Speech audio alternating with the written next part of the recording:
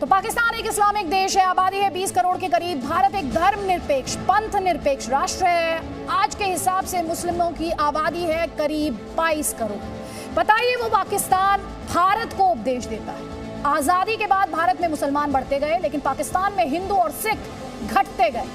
बताइए वो पाकिस्तान भारत को उपदेश देता है जो पाकिस्तान इस्लामिक रूल में अपने मुहाजिरों अहमदिया मुसलमानों को महफूज नहीं रख पाया, वो अब दुनिया को हिंदू फोबिया से डरा रहा।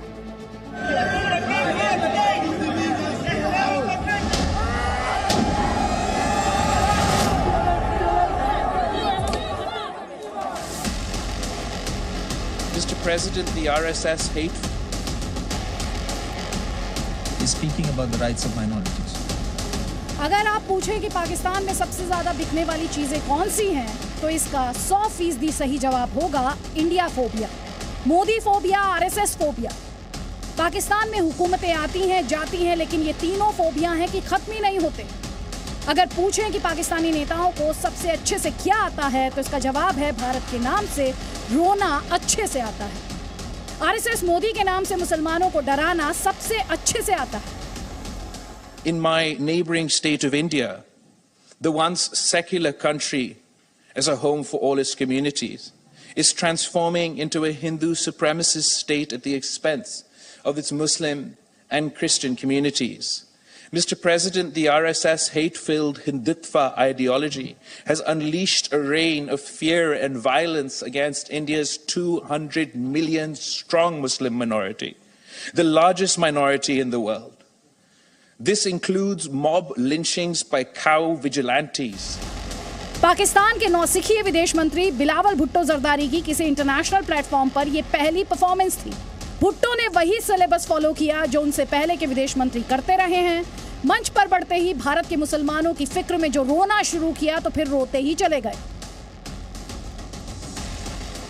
Frequent pogroms such as New Delhi in 2020 and Gujarat in 2002, discriminatory citizenship laws to purge India of Muslims, demolishing of homes and shops of Muslim communities under state patronage, storming of mosques by charged mobs, disinformation campaigns against Islam and Muslims on social media, bans on hijab, incitement to hatred and violence against Muslims in the political discourse, and a campaign to destroy mosques across India and obliterate its Muslim heritage and history. Bilawal ने सोचा कि बड़ा तीर मारा, लेकिन भूल गए कि पाकिस्तान अपने कब्जे वाले कश्मीर में क्या कर रहा है। भूल गए कि उसकी फौज ने बलूचिस्तान में बलोचों की क्या हालत बना रखी है।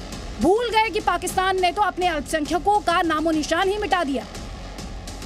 यूएन के मंच पर भारत की बारी आई तो भारत ने पाकिस्तान की पूरी मेमोरी रीसेट कर दी।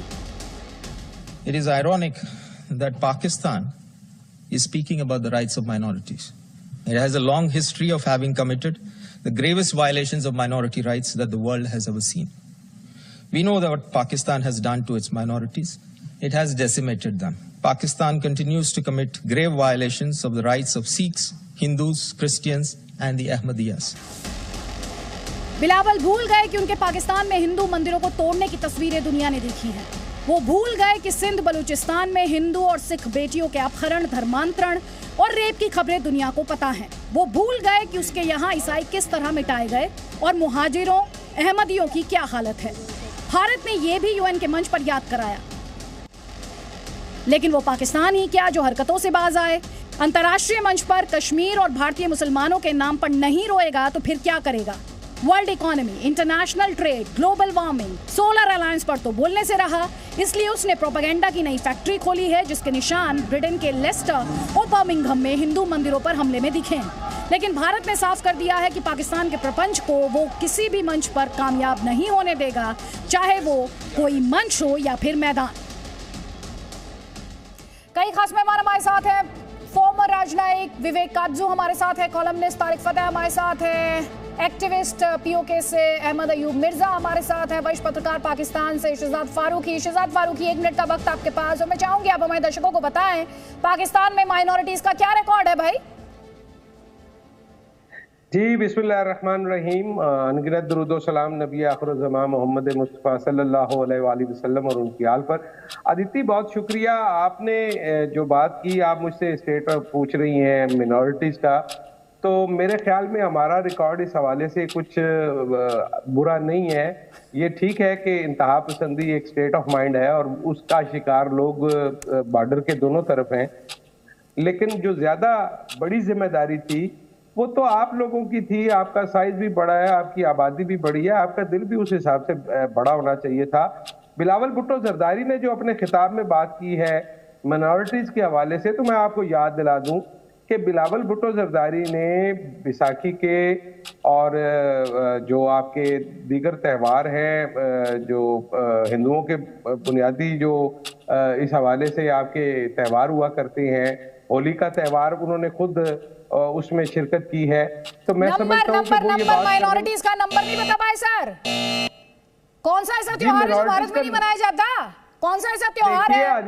नहीं, आपने जवाब नहीं दिया। 1 मिनट का वक्त था सर, मैं आपको आगे वापस मंच दूंगी। प्लीज मुझे एक कमेंट देना है सब गेस्ट का, बिना वक्त गवाए। अहमद अयूब मिर्जा, यही रिकॉर्ड है इनके माइनॉरिटीज का, जैसे उनका नंबर नहीं है। जी, जय श्री राम, हर हर महादेव। क्योंकि इन्होंने जो है वो अपने मजहब के नाम से प्रोग्राम में शमूलियत की है, तो हम भी हमारे हिंदुस्तान का धर्म जो है उसको बहुत ऊपर समझते हैं, तो इनको ये मेरा उस चीज का ये जवाब है। दूसरी बात ये है कि देखें, ये अब इन्होंने जो कश्मीर में हिंदुओं के साथ नफरत थी उसको ग्लोबलाइज कर रहे हैं और उसको हिंदुत्व के नाम पर बदनाम कर रहे हैं, बगैर हिंदुत्व को समझे, बगैर सनातन धर्म को समझे ये उसके खिलाफ बात कर रहे हैं। इनसे पूछे, इन्होंने भगवत गीता पढ़ी है, इन्होंने श्लोक पढ़े हैं, इनको श्लोकों का मतलब पता है। दूसरी बात ये है कि देखिए, इस वक्त हमें पूरी दुनिया में जो है वो इंतहा पसंद मुसलमानों की तरफ से हिंदू कम्युनिटी को एक बहुत जबरदस्त हमले उन पे हो रहे हैं, ऑस्ट्रेलिया से लेके, अमेरिका से लेके, और अब लेस्टर, बर्मिंघम और मजीद होंगे ये हमले। और ये वही विक्टिम कार्ड खेल रहे हैं, यानी कि जालिम ये खुद हैं। हमला इन्होंने किया ट्विन टावर पे, लेकिन विक्टिम मुसलमान दहशतगर्द जो है वो अपने आप को बनाकर पेश करते हैं। ठीक है, हमारे साथ विवेक काटजू जी है। विवेक काटजू जी, 1 मिनट, क्या पाकिस्तान माइनॉरिटीज पर बात कर सकता है? क्या कर सकता है? एक्चुअली ये सवाल होना चाहिए। जिसके यहाँ माइनॉरिटीज विलुप्त होने की कगार पर है, वो लेक्चर दे रहा है। देखिए, सबसे जो आश्चर्य की बात है वो बिलावल भुट्टो और आज के पाकिस्तानी और हुक्मरान ये कहते हैं कि भारत अपनी सेकुलर ट्रेडिशंस छोड़ रहा है। हमेशा से हर पाकिस्तानी सरकार ने ये कहा है कि भारत तो सेकुलर है ही नहीं। तो आज के दिन ये अजीब बात है कि अब वो ये कहने लगे कि भारत तो पहले सेकुलर था, यानी वो अपने ही कॉल से बदल रहे। दूसरी चीज, जो बिलावल भुट्टो ने यूएन फोरम का इस्तेमाल किया, वो अब यूएन फोरम में ऐसी बातों को कभी भी सीरियसली गंभीरता से ली नहीं जाती है। वो तो प्रोपेगेंडा कर रहे थे, उनकी बात को अनसुनी की गई, तो मैं समझता हूं उन्होंने वेस्ट किया। और जहां तक पाकिस्तान का माइनॉरिटीज का है, पाकिस्तान की बुनियादी 2 नेशन थियरी पर है, यानी इस्लाम जो है वो ही सबसे ज्यादा और वो उसी को कबूल है, और माइनॉरिटी जो है वो सेकंड क्लास है। ये तो पाकिस्तान के संविधान में है। माइनॉरिटी सेकंड क्लास सिटीजन मानी जाती है, आपका जवाब?